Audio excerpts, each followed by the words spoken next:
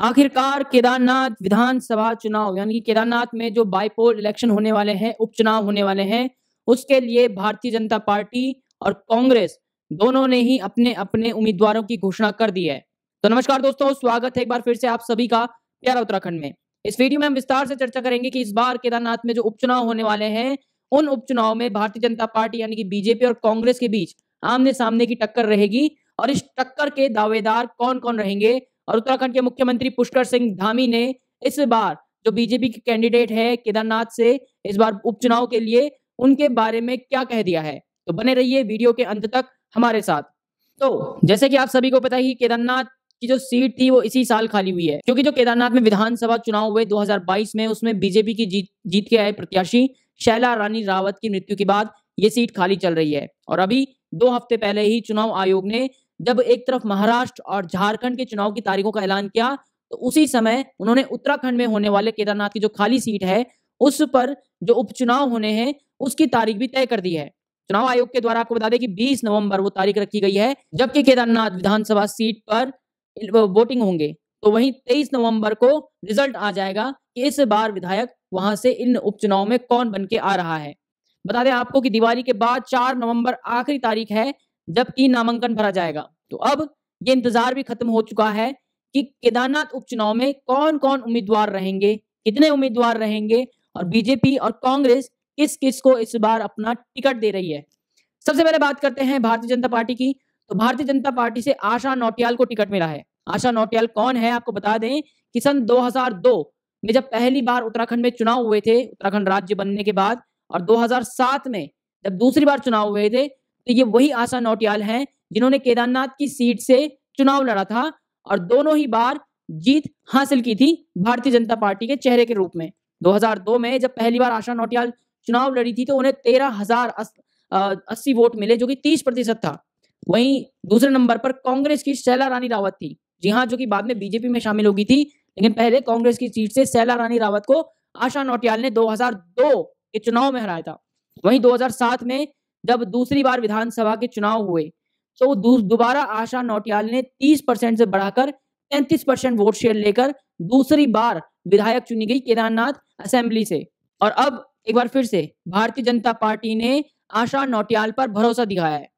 आपको बता दें कि महिला मोर्चा की अध्यक्ष भी इस समय आशा नौटियाल है और केदारनाथ चुनाव में जो इस बार बाई इलेक्शन होने हैं, पिछले 2 महीनों से उनका नाम बार बार केदारनाथ की धरती के लिए एक कैंडिडेट के रूप में बीजेपी की तरफ से आ रहा था। हालांकि कैंडिडेट की लिस्ट बीजेपी के पास बहुत ज्यादा बड़ी थी, क्योंकि दिवंगत नेता शैला रानी रावत की बेटी ऐश्वर्या रावत भी इस बार अपना डंका फूंक रही थी, लेकिन इस बार बाजी आशा नौटियाल ने जीती, जिन्हें पुष्कर सिंह धामी जो कि मुख्यमंत्री उत्तराखंड के, उन्होंने भी अपने ट्विटर पर एक ट्वीट करके लिखा है कि केदारनाथ विधानसभा उपचुनाव में श्रीमती आशा नौटियाल जी को भारतीय जनता पार्टी की ओर से प्रत्याशी बनाए जाने पर हार्दिक बधाई और शुभकामनाएं। ऐसा सीएम पुष्कर सिंह धामी ट्विटर में एक ट्वीट में लिखते हैं।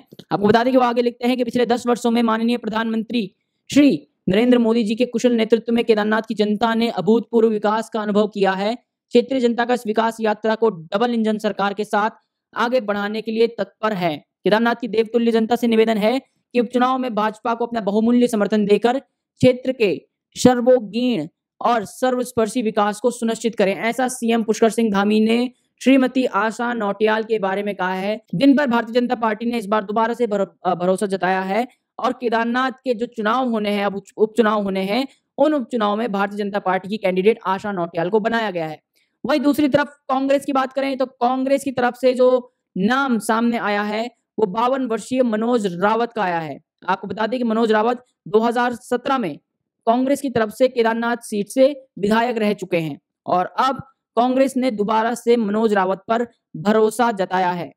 और वही बता दें कि कांग्रेस के प्रत्याशी हैं मनोज रावत, वो आज अपना नामांकन भरने वाले हैं केदारनाथ उपचुनाव के लिए। तो वहीं दूसरी तरफ भारतीय जनता पार्टी ने आशा नौटियाल पे एक बार दोबारा से भरोसा किया है, जो कि 2 बार पहले भी विधायक रह चुकी हैं केदारनाथ सीट से। उन पर दोबारा से भारतीय जनता पार्टी ने भरोसा दिखाया है। अब बहुत जल्द 4 नवंबर से पहले पहले आशा नौटियाल भी अपना नामांकन पत्र केदारनाथ उपचुनाव के लिए भर सकती हैं। तो उत्तराखंड में इसी साल संपन्न हुए 2 विधानसभा चुनाव यानी कि मंगलौर और बद्रीनाथ, ये जो दोनों ही सीटें खाली चल रही थी, इन पर भी उपचुनाव हुए थे, लेकिन इन दोनों ही सीटों पर भारतीय जनता पार्टी को हार का सामना करना पड़ा। लेकिन अब केदारनाथ के लिए भारतीय जनता पार्टी पूरी तरह से तैयार दिख रही है। एक तरफ जहां मुख्यमंत्री पुष्कर सिंह धामी ने खुद ही कमान संभाली है, क्योंकि जिस तरह से हरियाणा में वो गए, हरियाणा में बीजेपी को जीत दिलाकर आए, जम्मू कश्मीर में जम्मू क्षेत्र में उन्होंने काफी चुनावी रैलियां की और 90% से ज्यादा सीटों पर जीत दिलाकर आए। उसी तरह से उत्तराखंड में भी अब सीएम पुष्कर सिंह धामी ने एक बार फिर से हुंकार भर लिया है और अभी पिछले ही महीने उन्होंने केदारनाथ क्षेत्र में एक रैली भी की, जहां पर उन्होंने केदारनाथ वासियों के लिए 38 से ज्यादा योजनाओं का उद्घाटन भी किया। और अब दोबारा से केदारनाथ में जो उपचुनाव होने वाले हैं, उसके लिए सीएम पुष्कर सिंह धामी और बीजेपी ने कमर कस ली है।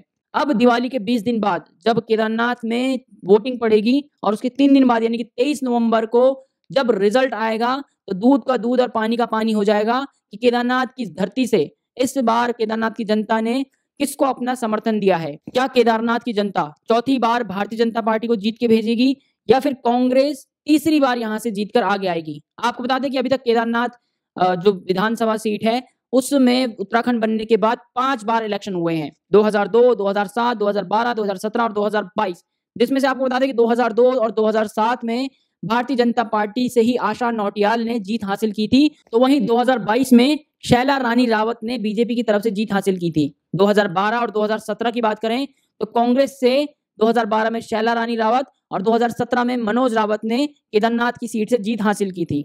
हालांकि 2022 के इलेक्शन को देखें तो 2022 के इलेक्शन में शैला रानी रावत जो कि बीजेपी की थी, उनको 21,000 वोट मिले थे, तो वहीं दूसरे नंबर पर कांग्रेस नहीं रही थी, इंडिपेंडेंट कैंडिडेट कुलदीप सिंह रावत रहे थे, जिन्हें 13,000 वोट मिले थे और तीसरे नंबर पर कांग्रेस के मनोज रावत को वोट मिला था।